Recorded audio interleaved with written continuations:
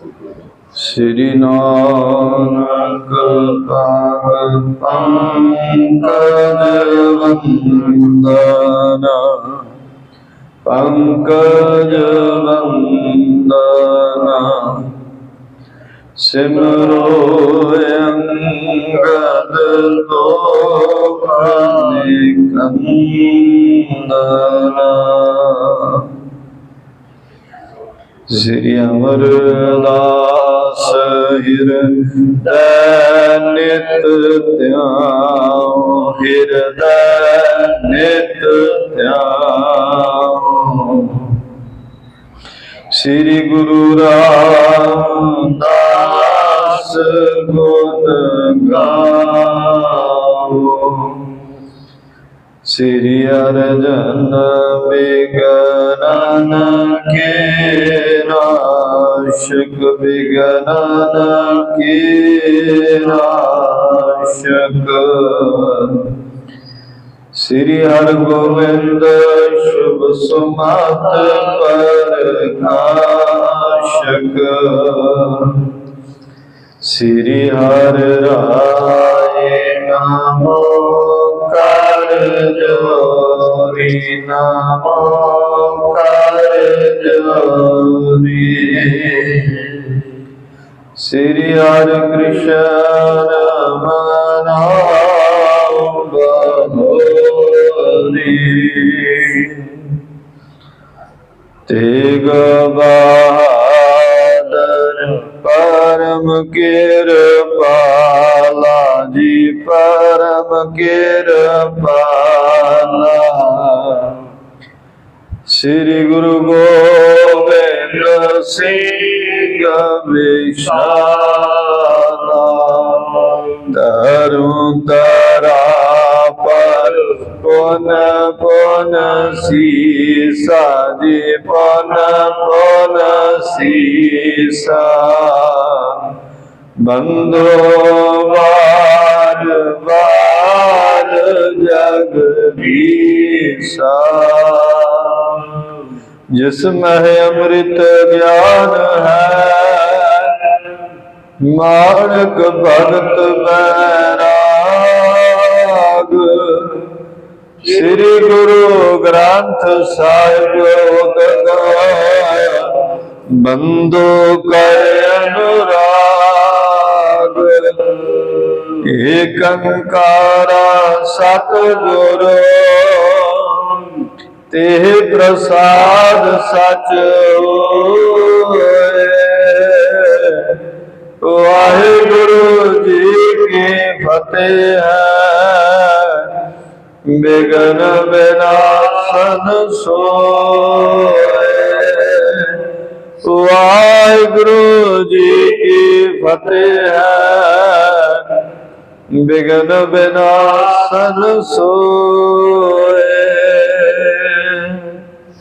वाहिगुरु जी समाज मूर्छा दीन अवस्था सबन प्रकाशा भावा भाव। निज अनसूत सबन में देखा हाँ ही पिखन हार उर लियावो।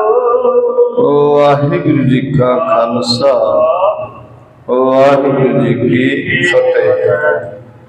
परम सन्मान सत्कारयोग सतगुਰਾਂ ਦੇ पवित्र पावन चरण कमलों विखे सुभाएमान सतसंगी जनों बड़े भागां वाले हाँ।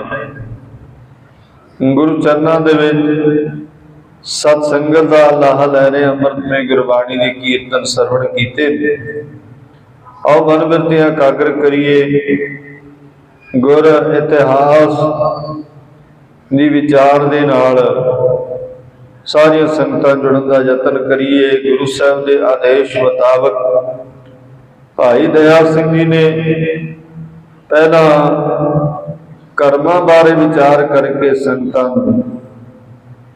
सरवण कराई है और फिर समुचिया संगतां दे होर सवाल जिन्हां दे उत्तर दे रहे ने भाई दयाल सिंह जी आओ बड़े प्यार सत्कार सहित अगे सरवण करिए जी। समाज मूर्छा तीन अवस्था सवन प्रकाशै भावा भाव। कहते तुरिया अवस्था मूर्छा समाधि तिवें तीन अवस्था जागृत सपन और सखोपत सबना दे होण ना होण नूं प्रकाशे बिना ही आप ये भाव बिल्कुल स्पष्ट नहीं हो सकते। तीन अवस्थावां ने वखरियां वखरियां जिहड़ियां आपां कल विचारियां सीगियां। बंदा मनुख जो है जागदे हुए सुपने दे विच या सखोपत अवस्था दे विच जो भी कार्य करते हैं, जो भी गुणां नूं ग्रहण करते हैं, उन्हां बारे दस्सण दा प्रकाश करन दा यतन कीता जी। तेज अनसूत सबन मैं देखा हौ ही पिखनहार उरल्याव। कहते भी आप अनुभव करके सब कुछ देखण दा यतन करते हैं। मनुख जिहड़ा ना ये वेखदा भी किहड़ी अवस्था दे विच उस नूं सुख है, सुकून है, टिका है। निज अनसूत सबन मैं देखा। अनसूत भी जिहड़ा अपने आप नूं फायदेमंद है, जिहड़ी अपने हित लई है उही देखदा है ते बाकी जिहड़ी है उन्हां नूं छड्ड दिंदा है जी। जागृत फूल बिरत सो मिलकै सुपने सूक्ष्म बिरत मिलान। कहते भी सूथल बिरती जो है वो सुपने विच सुखम बिरती नाल मिल के सखोपति विच अविद्या बिरती नाल मिल जाती जी। विद्या सुखपत मह मिल विखो जो तुरिया वास्ता गाव।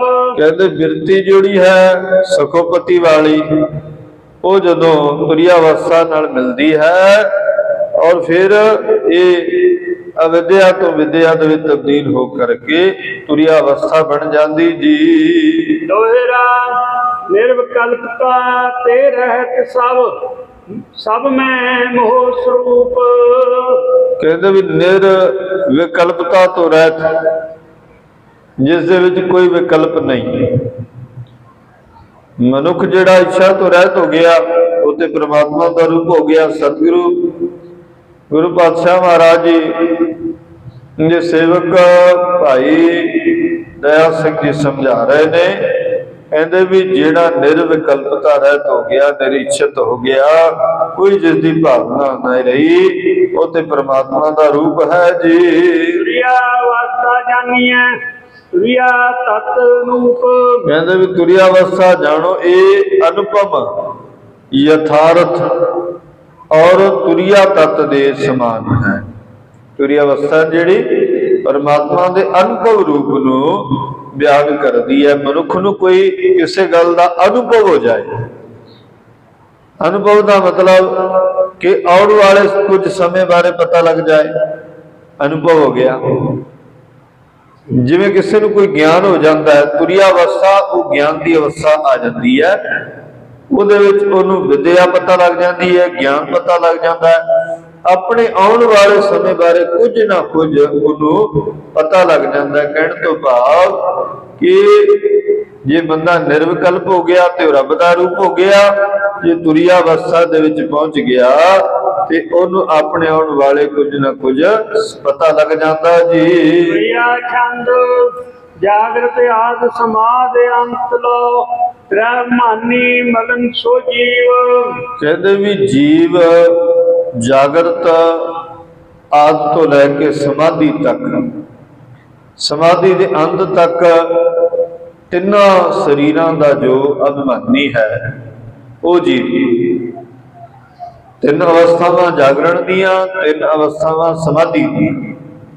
इन्हां तिन्नां अवस्थावां दे विच मनुख जदों जागृत हो जे, पता लग जे, फिर कहंदे उहनूं अभिमान ही हुंदा है जी। तुरिया जागता ਸਵਨ ਕਹੋ ਇਹ ਪ੍ਰਕਾਸ਼ੀ ਸਾਥੀ ਥੀਵ। ਕਹਿੰਦੇ ਵੀ ਉਹ ਜੀ ਮਲੀਨ ਹੋ ਗਿਆ, ਪਰ ਜਿਹੜਾ ਤੁਰੀਆ ਅਵਸਥਾ ਦੇ ਵਿੱਚ ਆ ਗਿਆ, ਜਾਗਰਤ ਹੋ ਗਿਆ, ਉਹਦੇ ਹਿਰਦੇ ਘਰ ਵਿੱਚ ਪ੍ਰਕਾਸ਼ ਹੋ ਗਿਆ ਜੀ। ਜੋ ਸਰੂਪ ਹੈ ਸੁਧ ਜੀਵ ਕੋ ਬ੍ਰਹਮ ਰੂਪ ਲਖ ਆਨੰਦ ਜੀਵ। ਉਹ ਜੀਵ ਸ਼ੁੱਧ ਸਰੂਪ ਹੋ ਗਿਆ, ਤੇ ਕਹਿੰਦੇ ਉਹ ਜਿਹੜਾ ਸ਼ੁੱਧ ਸਰੂਪ ਹੋ ਜਾਏਗਾ ਉਹ ਬ੍ਰਹਮ ਸਰੂਪ ਅਖਵਾਵੇਗਾ ਜੀ। ਤੁਰਿਆ ਸਾਖੀ ਸਾਖੀ ਤੁਰਿਆ ਜਾਂ ਤੇ ਏਕ ਰੂਪ ਲਖ ਲੀਵ। ਉਹ ਮਨੁੱਖ ਭਾਵ ਪੂਰਨ ਆਨੰਦ ਰੂਪ ਹੋ ਜਾਏਗਾ, ਔਰ ਆਨੰਦ ਰੂਪ ਕਿਸ ਦੇ ਨਾਲ ਭੇਦ ਹੋ ਜਾਏਗਾ? ਪਰਮਾਤਮਾ ਦੇ ਨਾਲ। ਉਹਨੂੰ ਫਿਰ ਤੁਰਿਆ ਸਾਖੀ ਜਾਂ ਸਾਖੀ ਤੁਰਿਆ ਦੇ ਰੂਪ ਵਿੱਚ ਬਦਲਣ ਦੀ ਲੋੜ ਨਹੀਂ ਪੈਂਦੀ। ਸਮਝ ਲਓ ਕਿ ਜਿਹੜਾ ਤੁਰਿਆ ਅਵਸਥਾ ਦੇ ਵਿੱਚ ਚਲਾ ਗਿਆ, ਗਿਆਨਵਾਨ ਹੋ ਗਿਆ, ਸੂਝਵਾਨ ਹੋ ਗਿਆ, ਹਿਰਦੇ ਘਰ ਵਿੱਚ ਉਹਦੇ ਪ੍ਰਕਾਸ਼ ਹੋ ਗਿਆ ਜੀ। ਈਸ਼ਰ ਬ੍ਰਹਮਾ ਵਿਸ਼ਨਾ ਰੁਦਰ ਕਹੋ ਮੂਰਤ ਧਾਰੀ ਤਿਰਦਾ ਅਨੂਪ। ਬ੍ਰਹਮਾ ਵਿਸ਼ਨੂੰ ਮਹੇਸ਼ ਤਿੰਨੇ ਉਤਮ ਮੂਰਤੀਆਂ ਈਸ਼ਵਰ ਦੀਆਂ ਹੀ ਧਾਰਨ ਕੀਤੀਆਂ ਹੋਈਆਂ ਜੀ। ਬ੍ਰਹਮ ਸਰੂਪ ਸੋ ਤੁਰਿਆ ਜੀਵਾ ਈਸ਼ਰ ਤੁਰਿਆ ਬ੍ਰਹਮ ਸਰੂਪ। ਜਿਵੇਂ ਜੀਵ ਦਾ ਤੁਰਿਆ ਸਰੂਪ ਬ੍ਰਹਮ ਹੀ ਹੈ, ਤਿਵੇਂ ਈਸ਼ਵਰ ਦਾ ਵੀ ਤੁਰਿਆ ਸਰੂਪ ਬ੍ਰਹਮ ਹੀ ਹੈ ਜੀ।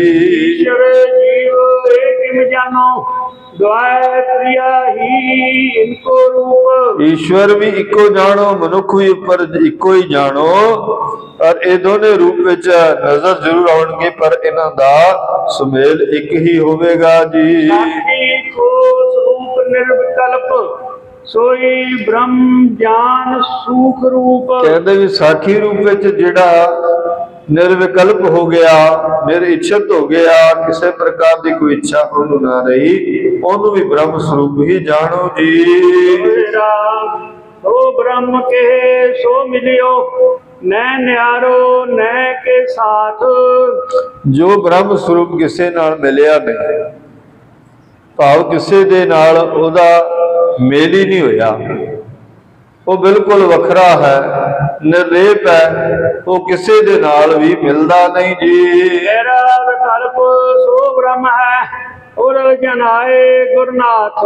ਕਹਿੰਦੇ ਵੀ ਨਿਰਵਿਕਲਪ ਜੋ ਬ੍ਰਹਮ ਸਰੂਪ ਹੈ, ਉਹ ਗੁਰੂ ਨੇ ਸਾਨੂੰ ਹਿਰਦੇ ਘਰ ਵਿੱਚ ਜਨਾਉਣ ਦਾ ਯਤਨ ਕੀਤਾ ਹੈ ਕਿ ਮਨੁੱਖ ਨਿਰਵਿਕਲਪ ਹੋ ਜਾਏ, ਨਿਰਵਿਕਲਪ ਹੋ ਕਰਕੇ ਹੀ ਉਹ ਬ੍ਰਹਮ ਦਾ ਸਰੂਪ ਬਣ ਜਾਏਗਾ ਜੀ। ਬ੍ਰਹਮ ਰੂਪ ਆਨੰਦ ਹੈ ਆਨੰਦ ਸੋ ਬ੍ਰਹਮ ਰੂਪ। ਬ੍ਰਹਮ ਰੂਪ ਹੀ ਆਨੰਦ ਹੈ, ਤੇ ਆਨੰਦ ਹੀ ਅਸਲ ਵਿੱਚ ਬ੍ਰਹਮ ਰੂਪ ਹੈ ਜੀ। ਜਾਣੇ ਬੰਧਨ ਕਟਾ ਮਿਟਾ ਅੰਧ ਤਮ ਕੂਪ। ਕਹਿੰਦੇ ਵੀ ਜਿਸ ਦੇ ਜਾਣ ਤੇ ਬੰਧਨ ਕੱਟਦੇ ਹਨ, ਤੇ ਮੋਹ ਦਾ ਅੰਨਾ ਖੂਹ ਮਿਟ ਜਾਂਦਾ ਹੈ ਜੀ। ਪ੍ਰਿਆ ਚੰਦ ਇਸ਼ਟ ਹੈ ਪ੍ਰਿਯ ਵਸਤ ਕੇ ਦਰਸ਼ਨ ਸੀਸ ਇਹੀ ਪੰਛੀ ਕੋ ਜਾਨ। ਪਹਿਲਾ ਕੋਸ਼ ਆਨੰਦਮਈ ਚੱਲਿਆ, ਜਿਸ ਨੂੰ ਅਸੀਂ ਪੰਛੀ ਸਰੂਪ ਦੇ ਵਿੱਚ ਵਰਣਨ ਕਰਦੇ ਹਾਂ ਜੀ। ਉਹ ਪ੍ਰਾਪਤ ਲਖ ਮੋਦ ਦਹਿਨ ਪਰ ਭੋਗਨ ਹੈ ਪ੍ਰਮੋਦ ਆਰਾਨ। ਕਹਿੰਦੇ ਵੀ ਜਿਹੜਾ ਇਸ਼ਟ ਜੋ ਹੈ ਨਾ, ਇਸ ਪ੍ਰਾਪਤੀ ਵਾਸਤੇ ਜਾਂਦਾ ਹੈ, ਉਹਨੂੰ ਵਸਤੂ ਦੇ ਦਰਸ਼ਨ ਹੁੰਦੇ ਨੇ, ਉਸ ਵਸਤੂ ਦੇ ਦਰਸ਼ਨ ਦੇ ਵਿੱਚੋਂ ਉਹ ਆਨੰਦ ਲੈਂਦਾ, ਭੋਗ ਲੈਂਦਾ, ਵਸਤੂ ਦਾ ਭੋਗ ਪ੍ਰਾਪਤ ਕਰਦਾ ਹੈ। ਇਸ ਨੂੰ ਇੱਕ ਪੰਛੀ ਦੇ ਸਿਰ ਵੱਤ ਜਾਣੋ ਜੀ। ਕਹਿੰਦੇ ਵੀ ਇੱਕ ਵਸਤੂ ਪ੍ਰਾਪਤ ਹੋਈ, ਉਹਦਾ ਮਨੁੱਖ ਨੇ ਆਨੰਦ ਲਿਆ, ਉਸ ਆਨੰਦ ਨੂੰ ਮੋਦ ਕਿਹਾ ਜਾਂਦਾ। ਉਹ ਅਵਸਥਾ ਜਿਹੜੀ ਆਨੰਦ ਵਾਲੀ, ਉਹ ਮੋਦ ਵਾਲੀ ਅਵਸਥਾ ਹੈ। ਉਸ ਪੰਛੀ ਦਾ ਦਹਿਨਾ, ਮੰਨ ਲਓ ਕੋਈ ਪੰਛੀ ਹੈ, ਉਹ ਪੰਛੀ ਕੋਈ ਵਸਤੂ ਗ੍ਰਹਿਣ ਕਰਦਾ ਪਿਆ, ਕੋਈ ਪਦਾਰਥ ਗ੍ਰਹਿਣ ਕਰਦਾ ਪਿਆ, ਉਸ ਪਦਾਰਥ ਨੂੰ ਦਹਿਨਾ ਖੰਭ ਸਮਝ ਕਰਕੇ ਜਾਣਨ ਦਾ ਯਤਨ ਕਰੋ ਜੀ। ਆਨੰਦ ਸਰੂਪ ਕੋਸ ਕੋ ਬ੍ਰਹਮ ਪੂਛ ਲਖਿਐ ਤਿਸ਼ਟਾਨ। ਕਹਿੰਦੇ ਵੀ ਜਿਹੜਾ ਇਸ਼ਟ ਵਸਤੂ ਦੇ ਭੋਗਣ ਦਾ ਆਨੰਦ ਮਾਣਦਾ ਹੈ, ਇੱਕ ਮਨੁੱਖ ਨੇ ਮਾਣਿਆ ਨੂੰ ਮੋਦ, ਜਿਹੜੇ ਇਸ਼ਟ ਨੇ ਮਾਣਿਆ ਨੂੰ ਕਹਿੰਦੇ ਨੇ ਪਰਮੋਦ। ਇਸ ਨੂੰ ਦੂਸਰਾ ਖੰਭ ਜਾਣੋ ਆਨੰਦਮਈ ਕੋਸ਼ ਸਰੂਪ ਵਿੱਚ ਅਸ਼ਟੇ ਸ਼ਾਨ ਜੋ ਬ੍ਰਹਮ ਹੈ, ਉਸ ਨੂੰ ਜਿਵੇਂ ਸਤ ਸੰਗਤ ਜੀ ਗੁਰਪ੍ਰਣਾਮ ਆਦਿਕ ਦੇ ਵਿੱਚ ਜਾਂ ਕੋਈ ਪੰਛੀ ਇਸ ਤਰ੍ਹਾਂ ਦੇ ਹੁੰਦੇ ਨੇ ਜਿਨ੍ਹਾਂ ਨੂੰ ਉਸ ਸਮੇਂ ਬੜਾ ਮਹਾਨ ਤੇ ਬੜਾ ਉੱਤਮ ਗਿਣਿਆ ਜਾਂਦਾ ਹੈ, ਉਹ ਇਸ ਰਾਹੀਂ ਸਮਝਾਉਣ ਦਾ ਯਤਨ ਕੀਤਾ ਜੀ। ਬ੍ਰਹਮਾ ਵੈਵ ਭਇਓ ਨੈ ਸ਼ੰਕੋ ਆਸਰਤ ਤੇ ਕਹਿ ਪੁੰਛ ਸਮਾਨ। ਆਨੰਦਮਈ ਕੋਸ਼ ਸਰੂਪ ਹੋਣਾ ਅਸਲ ਜਾਣ ਦੇ ਬ੍ਰਹਮ ਅਨੁਸਾਰ ਹੈ, ਉਸ ਨੂੰ ਕਦੇ ਵੀ ਪੁੱਛ ਨਾ ਜਾਣੋ, ਇਹ ਸ਼ੰਕਾ ਨਾ ਕਰੋ ਕਿ ਬ੍ਰਹਮ ਅੰਗ ਵਾਲਾ ਹੋ ਗਿਆ। ਸੰਗਤ ਜੀ ਆਸਰਾ ਰੂਪ ਅਧਿਸ਼ਠਾਨ ਹੋਣ ਕਰਕੇ ਪੂਛ ਦੇ ਤੁਲ ਹੀ ਉਹ ਮੰਨਿਆ ਜਾਂਦਾ ਜੀ। ਕਾਰਨ ਹੀ ਸਰੀਰ ਹੈ ਵੈਸ਼ਵ ਜੀਵਿਤ ਤੇਰੋ। ਇੱਕ ਜੀਵ ਦਾ ਰੂਪ ਵਸ਼ਨੀ ਕਾਰਨ ਸਰੀਰ ਹੈ, ਜਿਸ ਕਰਕੇ ਈਸ਼ਵਰ ਦਾ ਸਮਸ਼ਟੀ ਕਾਰਨ ਵੀ ਉਹ ਬਣ ਜਾਂਦਾ ਹੈ ਜੀ। ਤਿਮ ਸਮਝ ਹੈ ਇਸ਼ਕੋ ਅੰਤਰ ਸਭ ਤੇ ਹੇਰ। ਕਹਿੰਦੇ ਵੀ ਇਹ ਪਰਮਾਤਮਾ ਔਰ ਸਰੀਰ ਦੇ ਵਿੱਚ ਅੰਤਰ ਜਾਣੋ ਜੀ। ਇਸ ਉਪਰ ਤ੍ਰੈ ਕੋਸ਼ ਕੋ ਜਾਨੋ ਲਿੰਗ ਸਰੀਰ। ਤੇ ਸਰੀਰ ਨੂੰ ਕਦੇ ਵੀ ਤਿੰਨ ਕੋਸ਼ ਦੇ ਮੁਤਾਬਕ ਸਰੀਰ ਦੇ ਤਿੰਨ ਅੰਗ ਜਾਂ ਗਿਆਨ ਇੰਦਰੇ ਉਹ ਸਾਰੇ ਸਰੀਰ ਦੇ ਵਿੱਚ ਵਿਦਮਾਨ ਹਨ ਜੀ।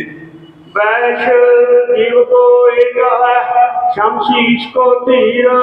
ਕਹਿੰਦੇ ਵੀ ਨੋਹਾਂ ਬਾਹਾਂ ਨੂੰ, ਸਿਰ ਪੈਰਾਂ ਨੂੰ, ਬਾਕੀ ਸਿਰ ਤੋਂ ਲੈ ਕੇ ਧੜ ਤੱਕ ਜਿੰਨਾ ਵੀ ਇਹ ਸਰੀਰ, ਜਿੰਨੇ ਵੀ ਇਹਦੇ ਵਿੱਚ ਗਿਆਨ ਇੰਦਰੇ ਮੌਜੂਦ ਹਨ, ਇਹ ਸਭ ਬ੍ਰਹਮ ਦੇ ਗਿਆਨ ਵਾਸਤੇ ਇਹਨਾਂ ਨੂੰ ਰੋਕਣਾ ਹੀ ਪੈਂਦਾ ਹੈ ਤੇ ਫਿਰ ਹੀ ਕਿਤੇ ਜਾ ਕੇ ਬ੍ਰਹਮ ਦਾ ਗਿਆਨ ਪ੍ਰਾਪਤ ਹੁੰਦਾ ਹੈ। ਸੋ ਇਹ ਸਾਰੀ ਬ੍ਰਹਮ ਗਿਆਨ ਦੀ ਅਵਸਥਾ ਦੱਸਣ ਦਾ ਯਤਨ ਕੀਤਾ ਗਿਆ। ਸਰੀਰ ਹੀ ਬ੍ਰਹਮ ਹੈ ਤੇ ਬ੍ਰਹਮ ਹੀ ਸਰੀਰ ਹੈ ਜੀ।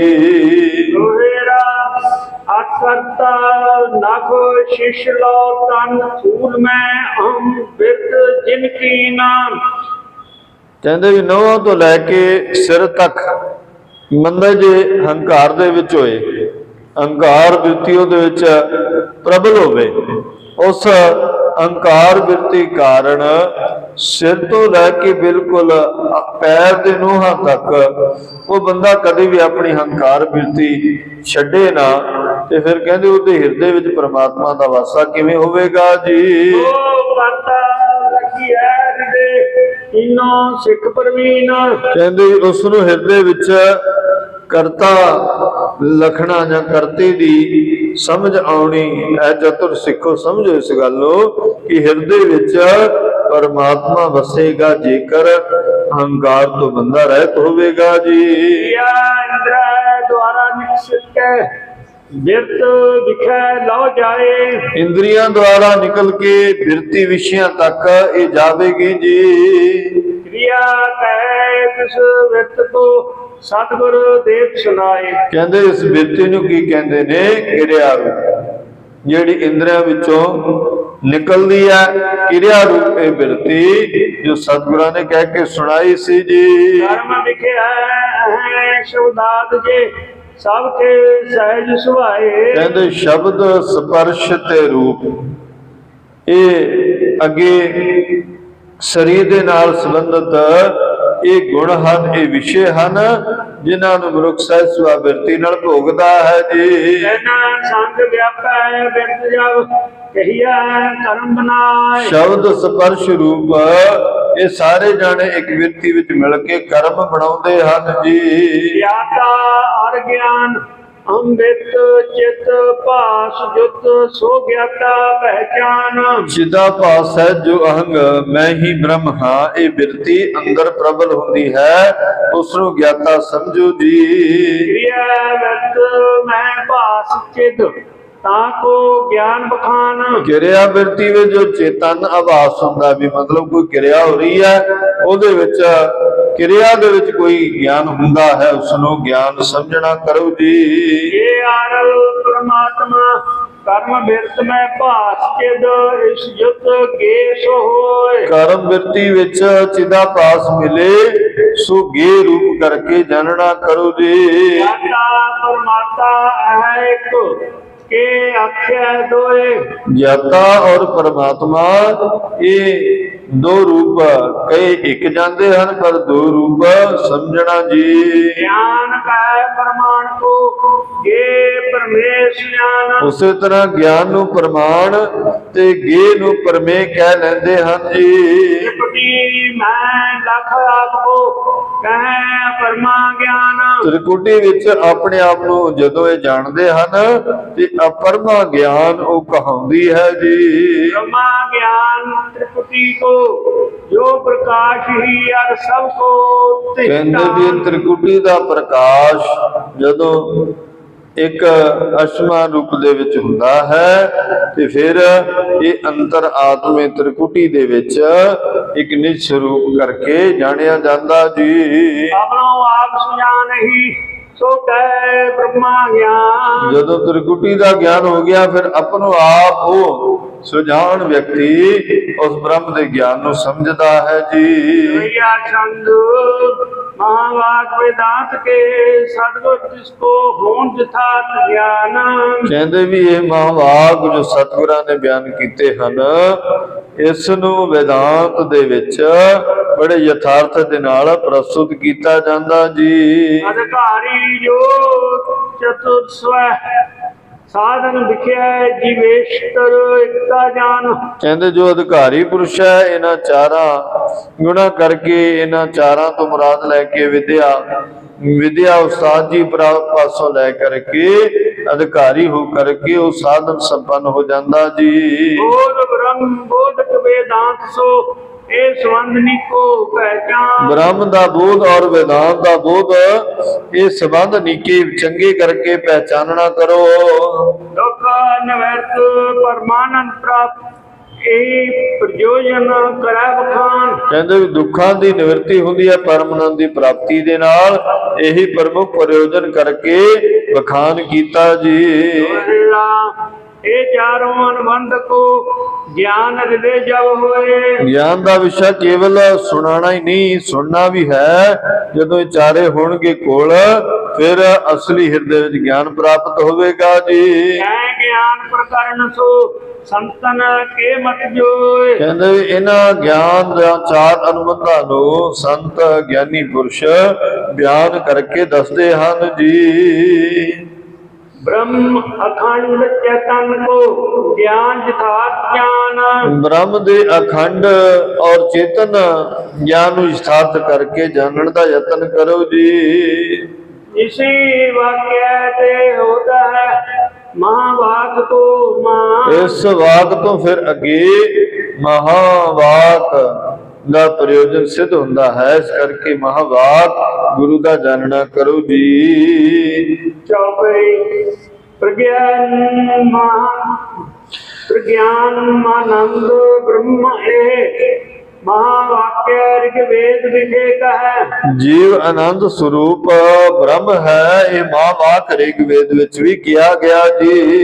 हम ब्रह्मासम जुजर बखाने श्याम वेद तम तम मने। ਮੈਂ ਬ੍ਰਹਮ ਹਾਂ ਇਹ ਯਜੁਰਵੇਦ ਵੀ ਮੰਨਦਾ ਹੈ ਔਰ ਸ਼ਾਮ ਵੇਦ ਵੀ ਉਹੀ ਕਹਿੰਦਾ ਹੈ ਜੋ ਉਸ ਵਿੱਚ ਦੱਸਿਆ ਕਿ ਮੈਂ ਹੀ ਬ੍ਰਹਮ ਹਾਂ ਜੀ। अयम आत्मा ब्रह्म थर्वण महावाक्य हे चारो श्रुत गण। ਇਹ ਆਤਮਾ ਬ੍ਰਹਮ ਹੈ, ਅਥਰ ਬਣਦਾ ਮਹਾਵਾਕ ਕਿਹਾ ਜਾਂਦਾ ਹੈ ਜੀ। एहो चारों ही जब जी मिठा श्री नानक जी कह कर लिखा। ਕਹਿੰਦੇ ਵੀ ਚਾਰੇ ਵੇਦਾਂ ਬਾਰੇ, ਚਾਰੇ ਵੇਦਾਂ ਦੇ ਉਪਦੇਸ਼ ਬਾਰੇ ਜਪਜੀ ਸਾਹਿਬ ਵਿੱਚ ਧੰਨ ਗੁਰੂ ਨਾਨਕ ਸਾਹਿਬ ਮਹਾਰਾਜ ਜੀ ਨੇ ਬਿਆਨ ਕੀਤਾ ਹੈ ਜੀ। ओम सदा सलामकार चार बार तुक करी उचार। ਕਹਿੰਦੇ ਤੂੰ ਸਦਾ ਸਲਾਮਤ ਨਿਰੰਕਾਰ ਇਹ ਵਾਲੀ ਤੁਕ ਚਾਰ ਵਾਰ ਸਤਿਗੁਰਾਂ ਨੇ ਉਚਾਰਨ ਕੀਤੀ ਹੈ ਜੀ। श्रवण मनन हे पूर्व लहयो पंच प्रवाण निध्यासन कहयो। ਕਹਿੰਦੇ ਵੀ ਸੁਣਿਆ ਤੇ ਮੰਨਿਆ ਵਾਲੀਆਂ ਪੌੜੀਆਂ ਜੋ ਪਹਿਲਾਂ ਆਉਂਦੀਆਂ ਨੇ ਉਸ ਤੋਂ ਬਾਅਦ ਫਿਰ ਇਹ ਪੰਜ ਪ੍ਰਧਾਨ ਵਾਲੀ ਨਿਧਿਆਸਣ ਵਾਲੀ ਪੌੜੀ ਸਤਿਗੁਰਾਂ ਨੇ ਕਹੀ ਹੈ ਜੀ। ਆਖਿਆਤ ਮਾਰੇ ਤੁਕ ਚਾਰ ਚਾਰੋਂ ਮਹਾਵਾਕ ਨਿਰਧਾਰ। ਕਹਿੰਦੇ ਵੀ ਇਹ ਸਦਾ ਸਲਾਮਤ ਨਿਰੰਕਾਰ ਇਹ ਤੁਕ ਸਾਖਿਆਤਕਾਰ ਅਰਥਾਏ 4 ਵਾਰ ਕਹੀ ਹੈ ਜੀ। ਸ੍ਰੀ ਅਗਿਆਨ ਬਣਾਈ ਮਹਾਭਾਗ ਜਿਸ ਵਿਖੇ ਲਖਾਈ। ਸ੍ਰੀ ਗੁਰੂ ਅਰਜਨ ਪਾਤਸ਼ਾਹ ਮਹਾਰਾਜ ਜੀ ਦੀ ਇਹ ਤੁਕ ਜੋ ਗੁਰਬਾਣੀ ਵਿੱਚ ਲਿਖੀ ਹੈ, ਜਿਸ ਨੂੰ ਮਹਾਭਾਗ ਕਰਕੇ ਸਮਝਿਆ ਜਾਂਦਾ ਹੈ ਜੀ। ਨਿਰਗੁਣ ਥਾਪੈ ਨਾਉ ਦੋ ਮਿਲ ਏਕੈ ਕੀਨੋ ਥਾ। ਨਿਰਗੁਣ ਤੇ ਸਰਗੁਣ ਦੋ ਜੋ ਨਾਮ ਥਾਪੇ ਹਨ, ਇਹ ਦੋਵੇਂ ਇੱਕ ਥਾਂ ਤੇ ਮਿਲੇ ਮਿਲਾਏ ਸਤਿਗੁਰਾਂ ਨੇ ਨਿਰਧਾਰਤ ਕੀਤੇ ਹਨ ਜੀ।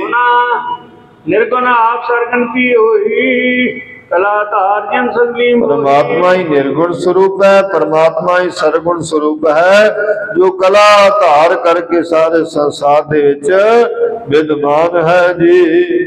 मैं नाही प्रभु सब कुछ तेरा इकै निर्गुण उकै सरगुण केल कत विच स्वामी मेरा। पर इथे जो गुरु साहब ने दसना कीता कि अकाल पुरख परमात्मा जो है ਉਹੀ ਨਿਰਗੁਣ ਹੈ, ਉਹੀ ਸਰਗੁਣ ਹੈ। ਇਹਦੇ ਵਿੱਚ ਬ੍ਰਹਮ ਵਾਲੀ ਜਾਂ ਅਹੰ ਬ੍ਰਹਮ ਵਾਲੀ ਮਨੁੱਖ ਕਵੇ ਵੀ ਮੈਂ ਹੀ ਬ੍ਰਹਮ ਹਾਂ, ਇਹਦੇ ਵਿੱਚ ਕੋਈ ਨਹੀਂ। ਉਸ ਪਰਮਾਤਮਾ ਨੂੰ ਹੀ ਬ੍ਰਹਮ ਆਖਿਆ ਗਿਆ। ਮਨੁੱਖ ਬ੍ਰਹਮ ਸਰੂਪ ਉਦੋਂ ਹੋਏਗਾ ਜਦੋਂ ਸਤ ਚਿਤ ਆਨੰਦ ਦੇ ਨਾਲ ਜੁੜ ਕੇ ਆਤਮਾ ਤੇ ਪਰਮਾਤਮਾ ਦੇ ਵਿੱਚ ਅਭੇਦ ਹੋਵੇਗਾ। ਉਨੀ ਦੇਰ ਪਰਮਾਤਮਾ ਨੇ ਇੱਕ ਖੇਡ ਬਣਾਈ ਹੈ ਤੇ ਇਹ ਖੇਡ ਵਿੱਚ ਇਹ ਸਾਰਾ ਜੀਵ ਸਾਰਾ ਸੰਸਾਰ ਖੇਡ ਰਿਹਾ ਹੈ ਜੀ। ਪੌਨਿਕਤਾ ਜਪਜੀ ਮੈਂ ਕਹੀ ਸੋ ਮੈਂ ਕਰੋ ਸੁਨਾਵਨ ਸਹੀ। ਕਹਿੰਦੇ ਇੱਕ ਹੋਰ ਗੱਲ ਜਪਜੀ ਸਾਹਿਬ ਵਿੱਚ ਆਖੀ ਹੈ, ਉਹ ਸਾਰਿਆਂ ਨੂੰ ਮੈਂ ਸੁਣਾਉਣਾ, ਆਪ ਸੁਣਨ ਦਾ ਯਤਨ ਕਰੋ। ਜੀਵ ਈਸ਼ ਇੱਕ ਬ੍ਰਹਮ ਸਰੂਪ ਸਭ ਵਿਦ ਕੀਨਾ ਭੇਦ ਅਨੂਪ। ਕਹਿੰਦੇ ਜੀਵ ਔਰ ਈਸ਼ਵਰ ਇੱਕ ਰੂਪ ਹਨ, ਅਭੇਦ ਦਾ ਵਰਣਨ ਸਭ ਪ੍ਰਕਾਰ ਨਾਲ ਦੱਸਿਆ ਗਿਆ ਜੀ। ਸਲਾਹੀ ਸਲਾਹ ਇਤੀ ਸੁਰਤ ਨ ਪਾਈਆ ਨਦੀਆਂ ਤੈ ਵਾਹ ਸਮੁੰਦ ਨ ਜਾਣਿਆ। ਸ਼ਲਾਘਾ ਕਰਨ ਵਾਲੇ ਸਾਹਿਬ ਦੀ ਸ਼ਲਾਘਾ ਕਰਦੇ ਹਨ, ਪਰ ਉਹਨਾਂ ਨੂੰ ਇਹਨੀ ਸਮਝ ਪ੍ਰਾਪਤ ਨਹੀਂ ਹੁੰਦੀ ਕਿ ਉਹ ਉਹਦੀ ਵਿਸ਼ਾਲਤਾ ਨੂੰ ਜਾਣ ਲੈਣ। ਸਲਾਹੀ ਸਲਾਹੇ ਇਤੀ ਸੁਰਤ ਨ ਪਾਈਆ ਨਦੀਆਂ ਅਤੇ ਵਾਹ ਪਵੈ ਸਮੁੰਦ ਨਾ ਜਾਣੀਏ। ਜਿਵੇਂ ਨਦੀਆਂ ਨੇ, ਛੋਟੇ ਛੋਟੇ ਨਾਲੇ ਨੇ, ਔਰ ਜਿੰਨੇ ਵੀ ਛੋਟੇ ਸਮੂਹ ਨੇ ਜਲ ਦੇ, ਉਹ ਜਦੋਂ ਸਮੁੰਦਰ ਵਿੱਚ ਜਾ ਕੇ ਰਲ ਜਾਂਦੇ ਨੇ ਉਹ ਸਮੁੰਦਰ ਦਾ ਹੀ ਰੂਪ ਹੋ ਜਾਂਦੇ ਨੇ। ਇਸ ਕਰਕੇ ਪਰਮਾਤਮਾ ਸਮੁੰਦਰਵਤ ਹੈ। ਜਿਹੜਾ ਸਮੁੰਦਰ ਦਾ ਅੰਤ ਪਾਉਣ ਜਾਂਦਾ ਹੈ ਉਹ ਉਸੇ ਵਰਗਾ ਹੀ ਹੋ ਜਾਂਦਾ ਜੀ। ਸਦਾ ਸਲਾਮਤ ਤਤਪਤ ਗਿਆਨ ਤੂੰ ਤੇ ਪੂਰਵ ਅਠੈ ਖਾਨ। ਸਦਾ ਸਲਾਮਤ ਪਦ ਨੂੰ ਤਤ ਸਮਝ, ਤਤ ਪਦ ਸਮਝੋ ਤੇ ਇਸ ਤੋਂ ਪਹਿਲੇ ਪਦ ਨੂੰ ਤੂੰ ਨੂੰ ਨਾਲ ਜੋੜੋ। ਇਹ ਬਣ ਗਿਆ ਤਤ, ਜੋ ਨਿਰਾਕਾਰ ਹੋ ਕੇ ਤਤ ਸਰੂਪ ਜੀਵ ਜਾਣਿਆ ਜਾਂਦਾ ਜੀ। ਤਤ ਤੋਂ ਦੋਨੋਂ ਹੈ ਨਮਕਾਰ ਸਤ ਚੇਤਨ ਆਨੰਦ ਇਕਸਾਰ। ਤਤ ਵੀ ਤੂੰ ਹੈ, ਜੀਵ ਵੀ ਤੂੰ ਹੈ, ਬ੍ਰਹਮ ਵੀ ਤੂੰ ਹੈ, ਈਸ਼ਵਰ ਵੀ ਤੂੰ ਹੈ ਤੇ ਜੀਵ ਦੇ ਵਿੱਚ ਵੀ ਇਹ ਅਕਾਲ ਪੁਰਖ ਤੂੰ ਹੀ ਵਸਦਾ ਹੈ। ਚੇਤਨ ਸਰੂਪ ਇੱਕ ਸਾਰ ਦੋਵਾਂ ਦੇ ਵਾਸਤਵ ਰੂਪ ਵਿੱਚ ਇੱਕੋ ਹੀ ਰੂਪ ਹੈ ਜੀ। ਨਿਰਗੁਣ ਜੀਵ ਰੋ ਈਸ਼ਵਰ ਸਭਨਾ ਚੇਤਨ ਕਲਾ ਦੋਹਨ ਸੰਪਨਾ। ਇਸ ਵਿੱਚ ਨਿਰਗੁਣ ਆਪ ਸਰਗੁਣ ਪਿਓਹੀ ਵਾਲੇ ਲੋਕਾਂ ਦਾ ਭਾਵ ਦਿੰਦੇ ਨੇ ਕਿ ਦੋਹਾਂ ਵਿੱਚ ਚੇਤਨ ਕਲਾ ਇੱਕੋ ਜਿਹੀ ਹੈ ਜੀ। ਈਸ਼ ਵਾਹ ਲੱਖ ਜੀਵ ਪਰੇ ਸਮੁੰਦਰ ਰੂਪ ਜਲ ਥੀਵ। ਨਦੀਆਂ ਤੇ ਵਾ ਛੋਟੇ ਨਾਲੇ ਜਦੋਂ ਸਮੁੰਦਰ ਵਿੱਚ ਜਾਂਦੇ ਨੇ ਉਹਦਾ ਹੀ ਰੂਪ ਹੋ ਜਾਂਦੇ ਨੇ। ਉਹਨਾਂ ਨੂੰ ਆਪਣਾ ਆਪ ਵੀ ਨਹੀਂ ਪਤਾ ਲੱਗਦਾ ਵੀ ਕਿੱਧਰ ਗਏ। ਇਸ ਤਰ੍ਹਾਂ ਜਿਹੜੇ ਜੀਵ ਕਹਿੰਦੇ ਨੇ ਪਰਮਾਤਮਾ ਨੂੰ ਲੱਭਣ ਜਾਂਦੇ ਨੇ, ਉਹ ਅਖੀਰ ਉਹਦੇ ਵਿੱਚ ਹੀ ਅਭੇਦ ਹੋ ਜਾਂਦੇ ਹਨ ਜੀ। ਤਿਆਰ ਕਲਿਓ ਅਰਥ ਵਿਚਾਰ ਬਦੇ ਗ੍ਰੰਥ ਜੇ ਕਰੋ ਵਿਸਥਾਰ। ਇਸ ਪ੍ਰਕਾਰ ਹੋਰ ਅਰਥ ਵਿਚਾਰ ਲਓ। ਜੇ ਹੋਰ ਅਰਥ ਕਰਾਂਗੇ ਤੇ ਗ੍ਰੰਥ ਦਾ ਹੋਰ ਜ਼ਿਆਦਾ ਵਿਸਥਾਰ ਵੱਧ ਜਾਵੇਗਾ। ਸੂਖਸ਼ਮ ਵਿਦ ਮੈਂ ਸਕਲ ਜਨਾਈ ਮਾਂ ਵਾਕਿਮ ਦੇ ਦਿਖਾਈ। ਕਹਿੰਦੇ ਵੀ ਸੂਖਸ਼ਮ ਰੂਪ ਵਿੱਚ ਛੋਟੇ ਜਿਹੇ ਅਰਥਾਂ ਵਿੱਚ ਤੁਹਾਨੂੰ ਇਹ ਸਮਝਾਉਣ ਦਾ ਯਤਨ ਕੀਤਾ ਹੈ ਗੁਰੂ ਸਾਹਿਬ ਦੀ ਬਾਣੀ ਦੇ ਰਾਹੀਂ ਵੀ ਕਿ ਜੋ ਪਰਮਾਤਮਾ ਹੈ ਜੀਵ ਉਸ ਦੇ ਨਾਲੋਂ ਵੱਖਰਾ ਨਹੀਂ, ਉਹਦਾ ਹੀ ਇਹ ਰੂਪ ਹਨ। ਇਸ ਕਰਕੇ ਇਹ ਗੱਲ ਤੁਹਾਨੂੰ ਸਾਰਿਆਂ ਨੂੰ ਮਹਾਂਵਾਕ ਦੇ ਰਾਹੀਂ ਸਮਝਾਉਣੀ ਕੀਤੀ। ਗ੍ਰੰਥ ਸਾਹਿਬ ਮੈਂ ਔਰ ਏਕ ਵੇਦ ਕਹਿਓ ਬਠੌਰ। ਸ੍ਰੀ ਗੁਰੂ ਗ੍ਰੰਥ ਸਾਹਿਬ ਜੀ ਮਹਾਰਾਜ ਜੀ ਵਿੱਚ ਇੱਕ ਹੋਰ ਅਭੇਦ ਕਿਹਾ ਹੈ, ਉਹ ਮੈਂ ਆਪ ਜੀ ਦੇ ਸਨਮੁਖ ਰੱਖਣ ਦਾ ਯਤਨ ਕਰਦਾ ਹਾਂ ਜੀ। ਮਤਵੰਤ ਜੇ ਅਰਥ ਵਿਚਾਰੈ ਮਾਂ ਵਾਕਿਸ ਵਿਦ ਨਿਰਧਾਰੈ। ਜਿਹੜੇ ਸ੍ਰੇਸ਼ਟ ਬੁੱਧੀ ਵਾਲੇ ਹਨ ਉਹ ਇਹਨਾਂ ਦੇ ਅਰਥਾਂ ਦੀ ਵਿਚਾਰ ਕਰਨਗੇ ਤੇ ਉਹ ਵੀ ਜ਼ਰੂਰ ਇਸ ਦਾ ਗਿਆਨ ਹਾਸਲ ਕਰਨਗੇ ਜੀ। ਪ੍ਰਕਿਰਤ ਸਈਆ ਛੰਦ ਨੈਣ ਨਾਸ ਸੁਖ ਦੁਖ ਧਰਮੰਤ ਨਾ ਸਾਧਕ ਮੁਖ ਨਹੀਂ ਮੁਖ ਨਾ ਹੋਏ। ਕਹਿੰਦੇ ਐਸੇ ਬਚਨ ਵਿੱਚ ਜਿਸ ਵਿੱਚ ਪੂਰਨ ਬ੍ਰਹਮ ਗਿਆਨੀ ਦਾ ਸੁਭਾਵਕ ਸਥਿਤੀ ਵਰਣਨ ਹੋਵੇ ਉਸ ਨੂੰ ਪ੍ਰਾਕ੍ਰਿਤਵਕ ਗੱਲ ਕਹੀ ਜਾਂਦੀ ਹੈ ਕਿ ਉਹ ਪ੍ਰਾਤਵਿਕ ਹੈ। ਉਹਦੇ ਵਿੱਚ ਦੁੱਖ ਸੁੱਖ ਨੂੰ ਨਾ ਧਨ ਕਰਨ ਵਾਲਾ ਅੰਤःਕਰਨ ਤੋਂ ਰਹਿਤ ਹੁੰਦਾ ਹੈ ਜੀ।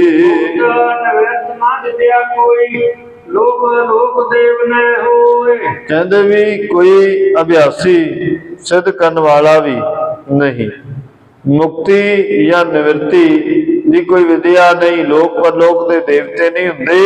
ਇਹ ਸਭ ਗੱਲਾਂ ਜੋ ਹਨ ਇਹ ਨਾਮ ਤੋਂ ਵੀ ਹੁਣੇ ਬੰਦੇ ਕਰਦੇ ਹਨ। ਜਿਹੜਾ ਨਾਮ ਜਪਦੇ ਹਨ ਸਮਾਧੀ ਵਿੱਚ ਲੀਨ ਨੇ ਉਹ ਇਹਨਾਂ ਗੱਲਾਂ ਤੋਂ ਨਿਰਲੇਪ ਦੁੱਖ ਸੁੱਖ ਤੋਂ ਨਿਰਲੇਪ ਰਹਿੰਦੇ ਹਨ ਜੀ। ਮਾਤਾ ਮਾਤਾ ਪਿਤਾ ਪਿਤਾ ਇਮ ਲਖੀਐ ਸੋਏ। ਨਾਮ ਦਾ ਜਾਣਨਾ ਔਰ ਨਾਮ ਦਾ ਨਾ ਜਾਣਨਾ, ਨਾ ਮਾਂ ਤੇ ਨਾ ਮਾਂ, ਨਾ ਪਿਤਾ ਤੇ ਨਾ ਪਿਤਾ ਕੋਈ, ਇਹਦਾ ਵੀ ਕੋਈ ਨਾਮ। ਹੁਣ ਸਭ ਦੇ ਨਾਮ ਨੇ। ਜੇ ਕੱਲਾ ਮਾਂ ਕਹਿ ਦਈਏ ਮਾਂ ਦਾ ਪਹਿਲਾ ਨਾਮ, ਪਹਿਲਾਂ ਉਹ ਕੀ ਸੀ? ਪੁੱਤਰੀ ਸੀ, ਫਿਰ ਉਹ ਮਾਂ ਬਣ ਗਈ। ਪਹਿਲਾਂ ਉਹ ਕਿਸੇ ਦਾ ਬੇਟਾ ਸੀ, ਫਿਰ ਉਹ ਪਿਤਾ ਬਣ ਗਿਆ।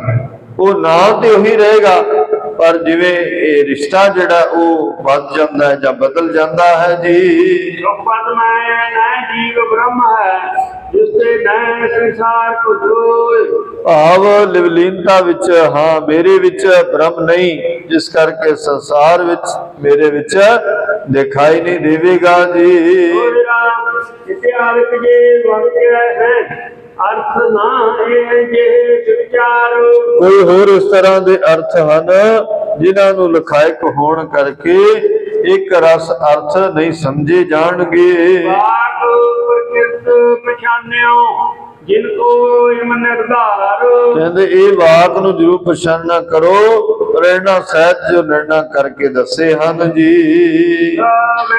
ਕਿਲਪ ਵਾਕਿਆ ਸਈਆ ਛੰਦ ਜਿਸ ਤੇ ਭੂਤ ਭੈ ਸਭ ਉਤਪਨ ਉਹਨਾਂ ਜਿਸ ਤੇ ਜੀਵ ਸਥਿਤ ਹੋਏ। ਕਹਿੰਦੇ ਜਿਸ ਤੋਂ ਸਾਰੇ ਪ੍ਰਾਣੀ ਉਤਪਨ ਹੋਏ, ਅੰਤ ਸਮੇਂ ਉਸਨੇ ਸਾਰੇ ਹੀ ਉਹ ਲੈ ਜਾਣੇ ਹਨ ਜੀ। ਅੰਤ ਸਮੇਂ ਸਭ ਲੈ ਹੈ ਇਸ ਮੈਂ ਕਰ ਨਿਸ਼ਚੇ ਉਧਾਰੋ। ਅੰਤਲੇ ਸਮੇਂ ਜਿਸਨੇ ਪੈਦਾ ਕੀਤਾ ਉਸਨੇ ਹੀ ਲੈ ਜਾਣਾ। ਇਸ ਨੂੰ ਨਿਸ਼ਚੇ ਨੂੰ ਜ਼ਰੂਰ ਆਪਣੇ ਹਿਰਦੇ ਘਰ ਵਿੱਚ ਧਾਰਨ ਕਰੋ ਜੀ। ਜਾਗਤ ਸੁਪਨ ਕੁਲ ਉਭਿਅਨ ਮੈਂ ਮਹਾਮਤਿਸ ਵਿਚਰਤ ਲੱਖ ਜੋਏ। ਕਹਿੰਦੇ ਜਾਗਰਤ ਔਰ ਸੁਪਨ ਰੂਪੀ ਦੋ ਕਿਨਾਰਿਆਂ ਦੇ ਅੰਦਰ ਫੁਰਨੇ ਰੂਪੀ ਨਦੀ ਵਿੱਚ ਵੱਡੇ ਮੱਛ ਵਿਚਰ ਰਹੇ ਹਨ ਜੀ।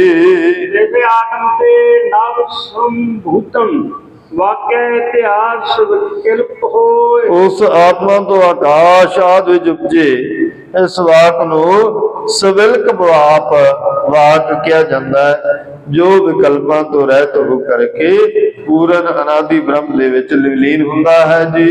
ਵਿਕਲਪ ਵਾਕ ਚੌਪਈ ਸਤਿਅਮ ਗਿਆਨ ਮਨੰਤੇ ਬ੍ਰਹਮ ਅਯਮ ਵਿਗਿਆਨ ਰੂਪ ਬਿਨ ਭਰਮ। ਬ੍ਰਹਮ ਸਤ ਹੈ, ਗਿਆਨ ਹੈ, ਅਨੰਤ ਹੈ ਤੇ ਇਹੀ ਬ੍ਰਹਮ ਜੋ ਹੈ ਅੱਗੇ ਵਿਗਿਆਨ ਰੂਪ ਵੀ ਹੈ ਜੀ। ਪ੍ਰਾਣ ਰਤੀ ਅੰਤਰ ਜੋਤੀ ਜੋਏ ਨਿਰਵਿਕਲਪ ਵਾਕਿਆ ਆਸ ਹੋਏ। ਕਹਿੰਦੇ ਵੀ ਇਹ ਜੋ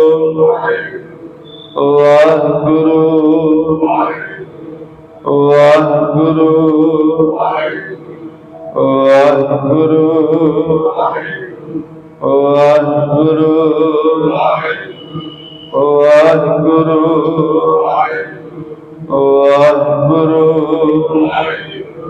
ਵਾਹਿਗੁਰੂ ਵਾਹਿਗੁਰੂ ਜੀ ਕਾ ਖਾਲਸਾ ਵਾਹਿਗੁਰੂ ਜੀ ਕੀ ਫਤਿਹ। ਸੋ ਸੰਗਤਾਂ ਨੂੰ ਇੱਕ ਦੋ ਬੇਨਤੀਆਂ ਕਰਨੀਆਂ ਨੇ। ਇੱਕ ਤਾਂ ਕੱਲ ਦਾ ਜੋ ਸਮਾਗਮ ਹੈ ਧੰਨ ਧੰਨ ਸ੍ਰੀ ਗੁਰੂ ਰਾਮਦਾਸ ਸਾਹਿਬ ਮਹਾਰਾਜ ਜੀ ਉਹਨਾਂ ਦੇ ਪ੍ਰਕਾਸ਼ ਦਿਹਾੜੇ ਨੂੰ ਸਮਰਪਿਤ ਕੱਲ ਤਕਰੀਬਨ 7:30 ਵਜੇ ਦੇ ਕਰੀਬ ਆਰੰਭਤਾ ਹੋ ਜਾਏਗੀ ਔਰ 9:30 ਵਜੇ ਤੱਕ ਇਸ ਦੀ ਸੰਪੂਰਨਤਾ ਹੋਣੀ ਹੈ। ਉਸ ਤੋਂ ਪਹਿਲਾਂ ਹਜ਼ੂਰੀ ਜਥੇ ਵੱਲੋਂ ਗੁਰਬਾਣੀ ਦੇ ਕੀਰਤਨ ਵੀ ਹੋਣਗੇ, ਕਥਾ ਵਿਚਾਰਾਂ ਹੋਣਗੀਆਂ ਔਰ ਫਿਰ ਭਾਈ ਗੁਰਿੰਦਰ ਸਿੰਘ ਜੀ ਲੋਬੋਕੇ ਉਹਨਾਂ ਦੇ ਵੱਲੋਂ ਹਜ਼ੂਰੀ ਰਾਗੀ ਸ੍ਰੀ ਦਰਬਾਰ ਸਾਹਿਬ ਅੰਮ੍ਰਿਤਸਰ ਉਹ ਇੱਥੇ ਵਿਸ਼ੇਸ਼ ਰੂਪ ਵਿੱਚ ਪਹੁੰਚ ਰਹੇ ਨੇ ਤੇ ਉਹਨਾਂ ਦੇ ਵੱਲੋਂ ਇੱਥੇ ਦੀਵਾਨ ਸਜਾਏ ਜਾਣਗੇ। ਸੰਗਤਾਂ ਨੂੰ ਬੇਨਤੀ ਹੈ ਵੱਧ ਚੜ੍ਹ ਕੇ ਹਾਜ਼ਰੀ ਭਰਨੀ ਹੈ ਤੇ ਗੁਰੂ ਕੇ ਲੰਗਰ ਵੀ ਆਈ ਹੋਈ ਸੰਗਤ ਵਾਸਤੇ ਤਿਆਰ ਕੀਤੇ ਜਾਣਗੇ। ਸਾਰੀਆਂ ਸੰਗਤਾਂ ਨੇ ਗੁਰੂ ਕੇ ਲੰਗਰ ਵੀ ਛਕ ਕੇ ਜਾਣੇ ਹਨ। ਤੇ ਇੱਕ ਹੋਰ ਵਿਸ਼ੇਸ਼ ਬੇਨਤੀ